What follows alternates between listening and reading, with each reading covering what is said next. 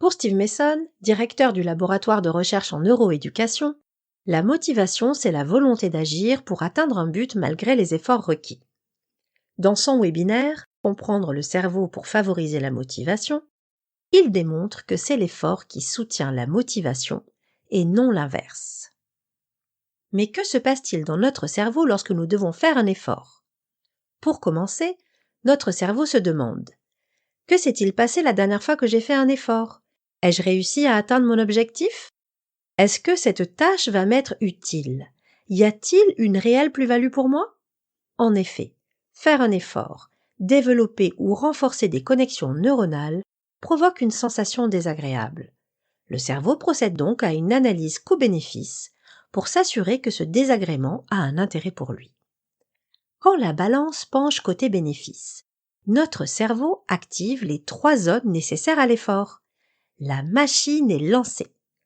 En revanche, si notre cerveau conclut que le coût est trop élevé comparé aux bénéfices qu'apporte la tâche, il y a peu de chances que nous parvenions à nous mobiliser et donc à apprendre.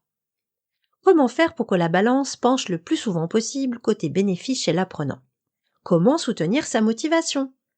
Pour être en mesure de faire un effort, l'apprenant doit avoir un état d'esprit dynamique, croire qu'il peut s'améliorer. On peut utiliser 2 stratégies pour cultiver cet état d'esprit chez l'apprenant.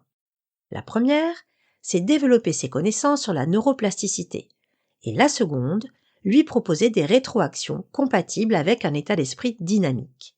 La réussite est présentée comme le fruit d'un processus qui associe effort et stratégie adaptée. Le formateur doit aussi veiller à favoriser l'augmentation de la réussite de l'apprenant et de la quantité de dopamine relâchée dans son cerveau.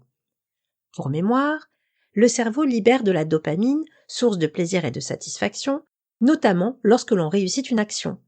C'est ce qu'on appelle le système de récompense du cerveau. Et la quantité de dopamine libérée est d'autant plus élevée si cette réussite est accompagnée de rétroactions positives. Il est possible d'agir sur la réussite de l'apprenant et sur la quantité de dopamine relâchée en réalisant des rétroactions positives, fréquentes et immédiates, en proposant des tâches ni trop faciles ni trop difficiles, c'est-à-dire dans la zone proximale de développement, et enfin en utilisant des principes issus de la recherche. Retenons 4 points clés. 1. L'effort soutient la motivation. Pour être motivé, il faut donc faire des efforts. 2.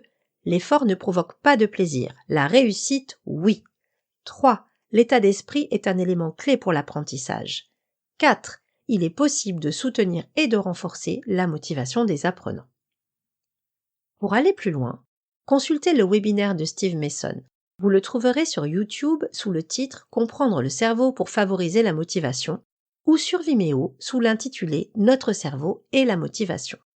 Le site du laboratoire de neuroéducation propose également de précieuses ressources et des outils pour les formateurs.